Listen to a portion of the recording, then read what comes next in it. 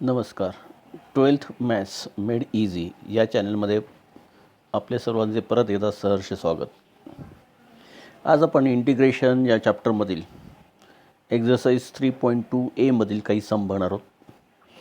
ही सम सोडवताना थिअरी आणि त्याबरोबर सी टी किंवा जेईसाठी वापरला जाणारा शॉर्टकट या दोघांचे आपण विचार करणार आहोत. क्वेश्चन नंबर 2 मधलं पहिलं sum, integration of cos 3x minus cos 4x total divided by sin 3x plus sin 4x dx. आता या सममध्ये न्यूमेटर जो आहे त्यामध्ये दोन फंक्शनचं सबट्रॅक्शन आहे, दोन्ही ट्रिग्नोमेट्रिक आहे. डिनॉमिनेटरमध्ये दोन ट्रिग्नोमेट्रिक फंक्शनचे ॲडिशन आहे. न्यूमेटरमध्ये दोन्ही फंक्शन सेम आहेत कॉस, आणि डिनॉमिनेटरमध्ये दोन्ही फंक्शन साईन आहेत. वरती सबट्रॅक्शन आहे, खालती ॲडिशन आहे. आता 11वीतला आपल्याला दोन फॉर्म्युले आपण 11वीत शिकलेलो आहोत, ते कुठले ते बघा. पहिला cos C minus cos D is equal to minus sine C plus D upon 2 into sine C minus D upon 2, आणि sine C plus sine D 2 sine C plus D upon 2 into cos C minus D by 2. आता हे दोन फॉर्म्युले आपण इथे use केले. Okay, आता याच्यामध्ये न्यूमेटरमध्ये हा झाला ए आणि हा झाला बी, डिनॉमिनेटरमध्ये हा ए आणि हा बी होईल. ओके, फॉर्म्युला वापरला तर न्यूमेटर झाला minus 2 sine 3x plus 4x upon 2 into sine 3x minus 4x upon 2 total divide by denominator होईल 2 sine 3x plus 4x upon 2 into cos 3x minus 4x upon 2. आता याच्यामध्ये 2 sine 3x plus 4x by 2 आणि 2 sine 3x plus 4x by 2 same quantity आहे, cancel होईल. शिल्लक राहील minus sine of, ही value काय होईल 3x minus 4x that is minus x upon 2, आणि डिनॉमिनेटरमध्ये होईल डिनॉमिनेटरमध्ये जाईल 3x minus 4x upon 2 that is minus x by 2. आता आपल्याला 11वीतला अजून एक नियम माहिती आहे, sine of minus theta. Sine of minus theta is minus sine theta. त्या मायनसमुळे हे मायनस साईन काय होईल, कॅन्सल होईल, आणि इथे साईन एक्स बाय 2 होईल. Okay, divide by cos x by 2, म्हणजे फायनल इंटिग्रेशन झालं टॅन एक्स बाय 2. आता टॅनचं इंटिग्रेशनचा फॉर्म्युला आपल्याला माहिती आहे. टॅन इंटिग्रेशन काय आहे, log of sec. Log of sec इथे x by 2 angle, log of sec x by 2. हे सेक एक्स बाय 2 मॉडमध्ये येईल, कारण लॉगचं फंक्शन आहे नेहमी, लॉग ज्याचं घेतो ते फंक्शन नेहमी पॉझिटिव्ह असं लागतं. इथे एक्सचा कोएफिशियंट हाफ आहे, तो डिनॉमिनेटरमध्ये रिफ्लेक्ट झाला, प्लस सी. हा डिनॉमिनेटर ऑफ डिनॉमिनेटरमुळे हा 2 जो आहे, डिनॉमिनेटर ऑफ डिनॉमिनेटरमुळे हा 2 जो आहे हा पुढे वरती गेला, म्हणून फायनल आन्सर आलं 2 log mod of sec x by 2 plus C. Simple sum होतं, कुठेही प्रॉब्लेम नव्हता. न्यूमेटरमध्ये 11वीतला cos C minus cos D आणि डिनॉमिनेटरमध्ये sine C plus sine D हे दोन फॉर्म्युले यूज करून सिम्प्लिफिकेशन केल्यानंतर डायरेक्ट इंटिग्रेशन सुटू शकलं. ओके, म्हणजे इथे परत तुमच्या लक्षात आलं आहे 11वीचा बेस क्लिअर असायला पाहिजे. पुढचं सम,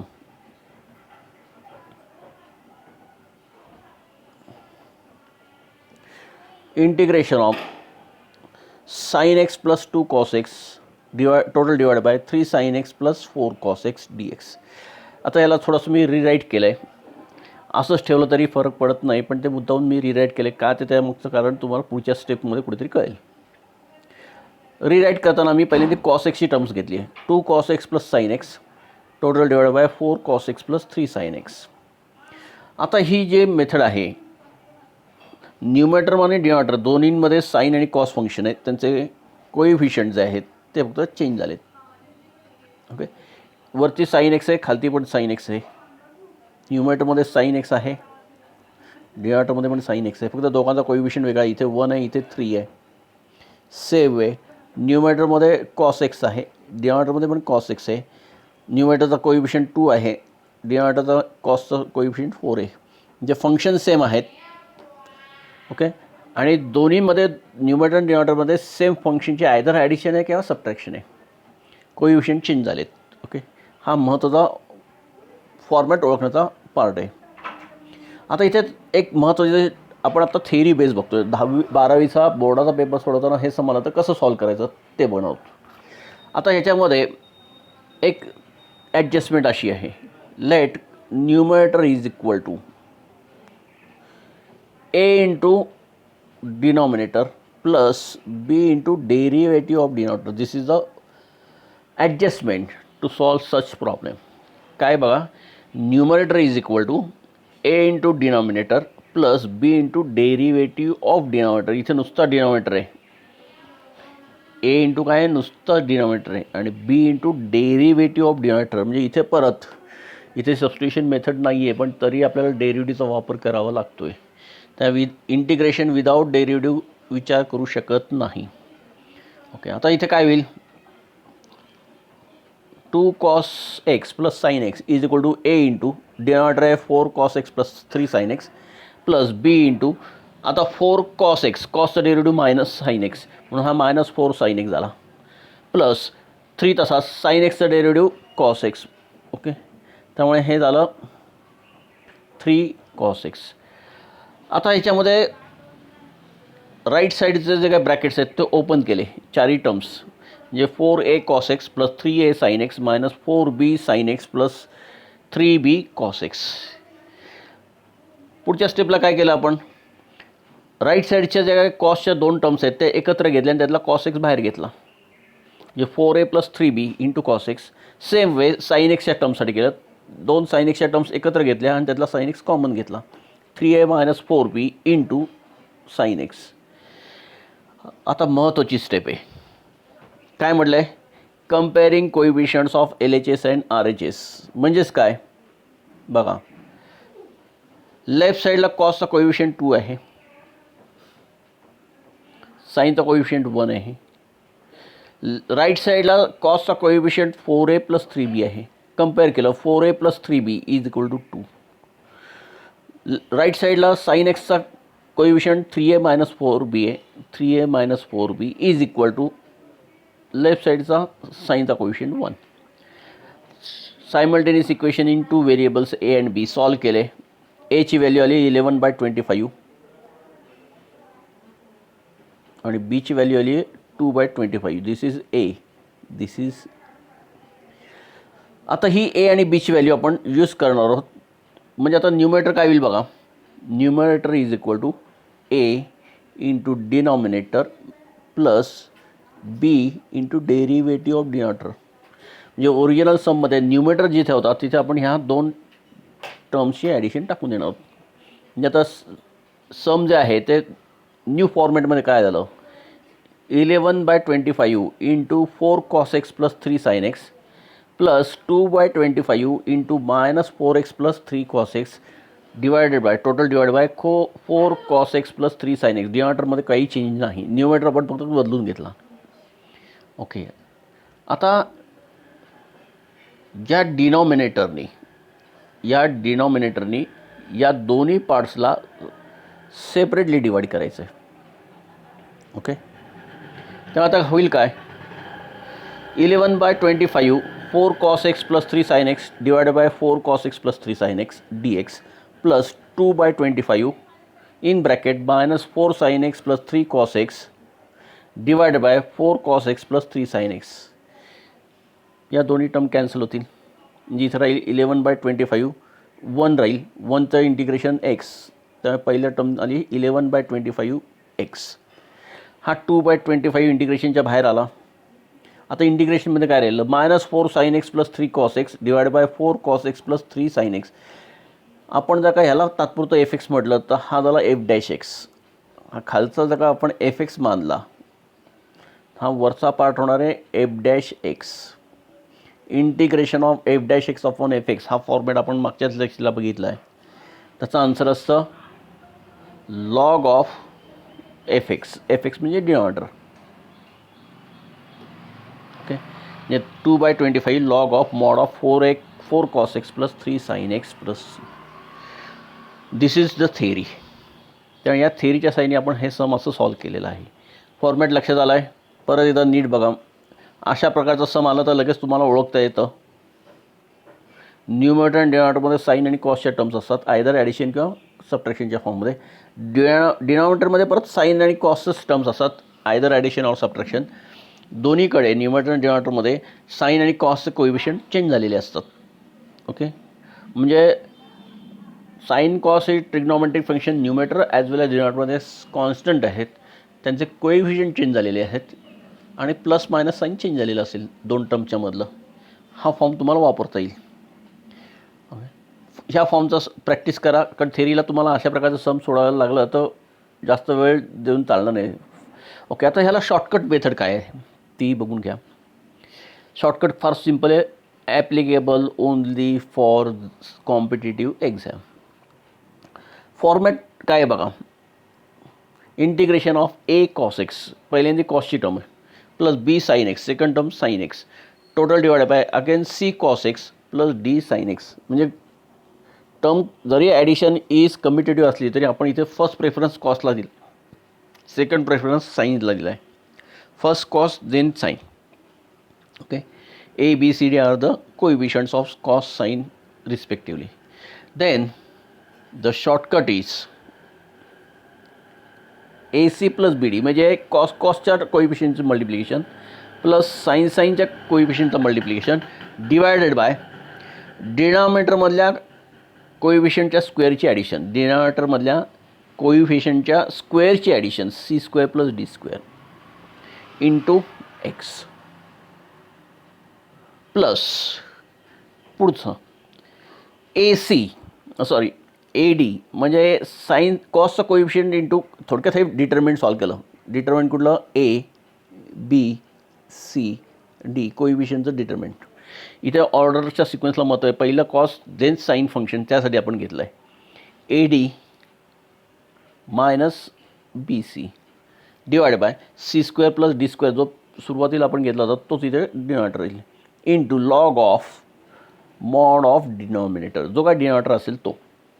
ओके, आता इथे बघू आपण मगाच्या सममध्ये काय आहे.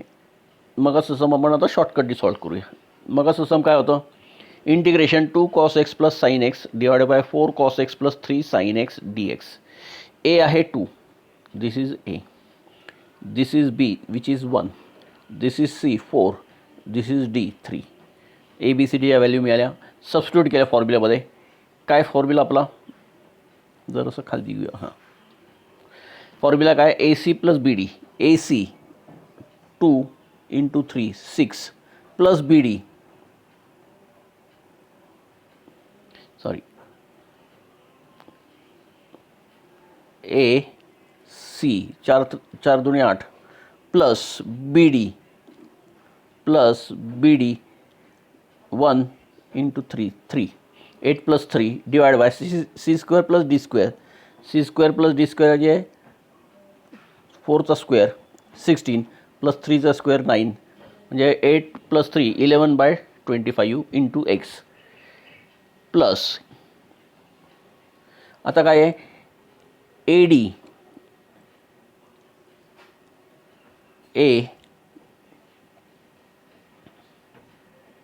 ए इंटू डी 3 2 जार 6 मायनस बी सी 4 1 जार 4 6 minus 4 that is 2 in upon c square plus d square that is again 25 log of, हा जो डिनॉमिनेटर जो आहे, हा सगळा डिनॉमिनेटर जो आहे तो लॉगमध्ये आला, लॉगच्या पुढे आला. तर शॉर्टकट एकदम सोपं आहे. फक्त याच्यामध्ये सगळ्यात महत्त्वाचं, ओरिजिनल सममध्ये जर का साईन टर्म पहिल्यांदा दिले असेल तर ते तुम्हाला रिव्हर्स करून घ्यायचं आहे. ओरिजिनल सममध्ये साईन टर्म सुरुवातीला दिली असेल तर लिहिताना आपण कॉस पहिल्यांदा मग साईन घ्यायचं आहे. डिनॉमिनेटरमध्ये सुद्धा आधी कॉस मग साईन घ्यायचं आहे. कारण कॉसचा कोइफिशियंट जो आहे, न्यूमरेटरमधला कॉसचा कोइफिशियंट तो ए धरला आहे, साईनचा कोइफिशियंट हा बी धरला आहे, डिनॉमिनेटरमधला कॉसचा कोइफिशियंट हा सी धरला आहे आणि डिनॉमिनेटरमधल्या साईनचा कोइफिशियंट हा डी धरला आहे. हे जगा तुम्ही साईन आणि कॉस असा सिक्वेन्स घेतला तर हे सगळ्या व्हॅल्यूज बदलणार आहेत, सगळा सिक्वेन्स गडबडणार आहे. म्हणून सम जे आहे थेअरीमध्ये असो किंवा शॉर्टकट असो, ते आपण घेताना नेहमी रिअरेंज करून घ्यायचा, कॉस फर्स्ट साईन सेकंड. हा सिक्वेन्स करून घ्यायचा, जेणेकरून ती प्रॅक्टिस कायम राहील थेरीला पण आणि कॉम्पिटेटिव्ह एक्झामला पण. ओके, शॉर्टकट लक्षात आला आहे. आता दुसरं एक sum, integration of 3e⁻² plus 5 upon 4e⁻² minus 5 dx. मगासारखं काहीही फरक नाही, फक्त तिथे साईन कॉस ट्रिग्नॉमेट्रिक फंक्शन आहे, इथे एक्सपोनेन्शियल फंक्शन, एवढंच फक्त फरक आहे, ई आहे. Okay, no problem. मग अशी काय केलं होतं आपण, numerator is equal to a into denominator plus b into derivative of denominator, ही कन्सेप्ट वापरली होती. तीच कन्सेप्ट इथे पण ॲप्लाय केली. 3 into e⁻² plus 5 which is numerator is equal to a into denominator 4 into 4e⁻² minus 5 plus b into derivative of denominator काय आपला बघा, डिनॉमिनेटर आहे 4e⁻² minus 5, 4 तसाच, e⁻²चा डेरिव्हेटिव्ह e⁻², पण हा 2x आहे, 2xचा डेरिव्हेटिव्ह 2, त्यामुळे आता तो 8 झाला, मायनस 5चा डेरिव्हेटिव्ह 0, बरोबर. त्यामुळे आता e⁻³ plus 5 is equal to 4a e⁻² minus 5a plus 8b into 8b into e⁻². मग सारखं सगळे e⁻²चे टर्म्स एकत्र केले राईट साईडच्या आणि e⁻² कॉमन घेतला. कॉन्स्टंट टर्म एकच आहे, मायनस 5a, त्यामुळे तिथं काहीच प्रश्न आला नाही. दोघांचे कोइफिशियंट्स कंपेअर केले, लेफ्ट साईडचं आणि राईट साईडचं कोइफिशियंट्स कंपेअर केलं आणि दोन इक्वेशन्स तयार होतील. पहिलं इक्वेशन बघा, 4a प्लस 8b, हा कोइफिशियंट कोणाचा, राईट साईडच्या e⁻²चा, लेफ्ट साईडच्या e⁻²चा कोइफिशियंट आहे 3, हे दोघं मॅच होतील. 4a plus 8b is equal to 3. Right साईडला कॉन्स्टंट टर्म जे आहे ते मायनस 5a आणि लेफ्ट साईडला कॉन्स्टंट टर्म 5, ते मॅच केले. या टर्म ह्याच्यावरून आपल्याला डायरेक्ट आन्सर मिळालं a इज इक्वल टू -1. ही a इज इक्वल टू -1ची व्हॅल्यू मी इथे सबस्टिट्यूट केली, तर मला बीचा आन्सर आलं 7/8. आता इथे मिस्टेक काय काय होऊ शकतात, तुम्हाला इथे थोडीशी झलक दिसली असेल, मिस्टेक काय होऊ शकतात, आणि ती मिस्टेक मात्र आपल्याला परवडत नाही. इथे प्लस मायनसमध्ये गोंधळ झाला तर ही मिस्टेक ए आणि बीची मिस्टेक शेवटपर्यंत राहणार आहे, त्या केअरफुली कॅल्क्युलेशन करायचं आहे. ओके, आता ह्या ए आणि बीच्या व्हॅल्यूज वापरल्यानंतर आता न्यूमरेटर आपण काय लिहिणार आहोत, numerator is equal to a, ज्याची value -1 into denominator plus b 7/8 into derivative of denominator.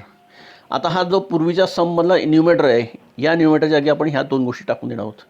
तर आता सम जे आहे ते न्यू फॉर्ममध्ये काय झालं, -1 into bracket 4e⁻² plus -5 plus 7/8 into 8e⁻². आता याचं इंटिग्रेशन सॉल्व केलं आहे. इंटिग्रेशन सॉल्व करताना काय कसं विचारात घेतलं ते बघा. या 4e⁻²ला हा 4e⁻² मायनस 5 कॅन्सल झाला, -1 dx. हा 7/8 इंटिग्रेशनच्या बाहेर आला, 8e⁻² divide by 4e⁻² minus 5. मग सारखं डिनॉमिनेटरला जर का f(x) मानला तर न्यूमरेटर होईल f'(x). हा डिनॉमिनेटर जर का मी f(x) मानला, हा डिनॉमिनेटर जो आहे तो f(x) मानला मी, तर हा न्यूमरेटर होणार आहे f'(x). आणि हा फॉर्मॅट आपल्याला माहिती आहे, integration of f'(x) upon f(x) is log of mod of f(x). त्यामुळे आता फायनल आन्सर -1चं इंटिग्रेशन x, तर -x plus 7/8 into log of denominator. Okay, this is about theory. दोन्ही फॉर्मॅटमध्ये, म्हणजे a cos x plus b sin x divide by c cos x plus d sin x असो, किंवा ह्याच्यामध्ये फक्त तुम्हाला काय करायचं आहे, इंटरचेंज करून घ्यायचं आहे. कॉस्टला पहिल्यांदा घ्यायचं, साईनला नंतर घ्यायचं, हे कायम लक्षात ठेवायचं. आता हे जे सम होतात त्याचं आपलं, त्याला थेअरीच्या ऐवजी MCQच्या स्वरूपात आलं तर काय करायचं ते बघा. फॉर्मॅट समजून घ्या. Integration of a into e raise to m x, m is any integer, plus b divide by c m x, c into e raise to m x plus d. तर ह्याचा शॉर्टकट आहे b upon d into x plus 1 upon m into bracket a d minus b c upon c d into log of denominator. आताच्या सममध्ये ए काय 3 आहे, बी 5 आहे, C 4 आहे, D -5 आहे, एम म्हणजे ईच्या पॉवरला असला number E raise to 2x म्हणजे M2 आहे. व्हॅल्यूज इथे यूज केल्या आणि व्यवस्थित सिम्प्लिफिकेशन केलं तर फायनल आन्सर आलं -x plus 7/8 into log of mod of 4 e raise to 2x -5. म्हणजे शॉर्टकटचं पण आन्सर तेच आहे, थेरीनी पण आन्सर तेच आहे. शॉर्टकटमध्ये तुम्हाला हा फॉर्मॅट पार्ट असणं आवश्यक आहे की अशी सिच्युएशन असेल तो फॉर्मॅट काय. ओके, त्या शॉर्टकट्स हा पार्ट जो आहे तो सोपा आहे कॅल्क्युलेशनला, पण फॉर्मॅटचा शॉर्टकटचा फॉर्म्युला लक्षात ठेवणं आवश्यक आहे, तिथे गडबड चालणार नाही. ओके, इथे बी सी आधी घेतला एखाद्याने आणि -AD केला तर मायनस साईनमध्ये येईल आन्सर, बरोबर. इथे बी अपॉन डी च्या एखाद्याने डी अपॉन बी लिहिला तरी आन्सरच बदलेल. त्यामुळे तुम्हाला कमी वेळात सॉल्व करायचं आहे म्हटलं तर तुम्हाला एक एफर्ट घ्यावे लागतील की त्याच्या फॉर्मॅटचे शॉर्टकट्स पार्ट पाहिजेत. अदरवाईज थेरीनी पण तुम्ही सॉल्व करू शकता, पण थेरीला वेळ लागणार आहे. त्यामुळे MCQला वेळ कमी आणि परफेक्ट असं असेल हवं असेल तर तुम्हाला शॉर्टकट्स पार्ट असणे आवश्यक आहे. आणि थेरीमध्ये वेळ भरपूर असतो, शॉर्टकट्स तुम्हाला अलाउड नाही आहेत, तर तुम्हाला तिथे पूर्ण थेरी ॲप्लिकेबल आहे, थेरीनी सॉल्व करायचं आहे. त्यामुळे CETच्या दृष्टीने JEEच्या दृष्टीने थेरी हा पण पार्ट महत्त्वाचा आहे आणि शॉर्टकट्स पण माहिती असणं आवश्यक आहे. दोन्हींची प्रॅक्टिस करायची. म्हणजे या कॅटेगरीतलं कुठलंही सम आलं तर थेरीने आधी सॉल्व करायचं आणि नंतर तेच सम शॉर्टकटनी सॉल्व करून बघायचं. आन्सर सेम आला तर त्याचा अर्थ आपल्याला दोन्ही कन्सेप्ट क्लिअर झाल्यात. थेरी एलोबरेट कशी करायची ते कळालं आणि शॉर्टकटचा वापर करून CET JEEचा सम कसं सॉल्व करायचं तेही कळेल. तर आज आपण 2 फॉर्मॅटमधली सम बघितली, A cos x plus B sin x upon C cos x plus D sin x, theory as well as shortcut. आणि दुसरा बघितला आपण integration of A e raise to mx plus B divided by C e raise to mx plus D, theory as well as shortcut. थेरीला importance थेरीच्या जागी आहे, शॉर्टकटचा importance competitive एक्झामला आहे. दोन्हींची सायमल्टेनियसली तयारी करा. आधी थेरी केला आहे पूर्ण आणि नंतर मग शॉर्टकट पहिल्या चॅप्टरपासून करायला गेला तर होणार नाही. दोन्ही गोष्टी शॉर्टकट्स आणि थेरी सायमल्टेनियसली अपेक्षित आहे. ओके, तर सम्स बघा टेक्स्टबुकमध्ये कुठे कुठे अशा प्रकारची सम मिळतात आणि दोन्ही पॅटर्ननी ती सम सॉल्व करा. कॉन्फिडन्स डेव्हलप होईल. एकदा कॉन्फिडन्स डेव्हलप झाला की तुमचा इंटरेस्ट डेव्हलप होईल आणि इंटरेस्ट डेव्हलप झाला की तुम्ही जास्त पॉझिटिव्हली वर्क करू शकाल. ओके, तर आजच्या दिवसात माझ्या मते एवढं सफिशियंट आहे. दोन्ही पॅटर्न्स व्यवस्थित स्टडी करा आणि CET आणि JEEच्या दृष्टीने ॲज वेल ॲज बोर्डाच्या दृष्टीने आत्तापासूनच प्रिपरेशनला सुरुवात करा. Okay, thank you.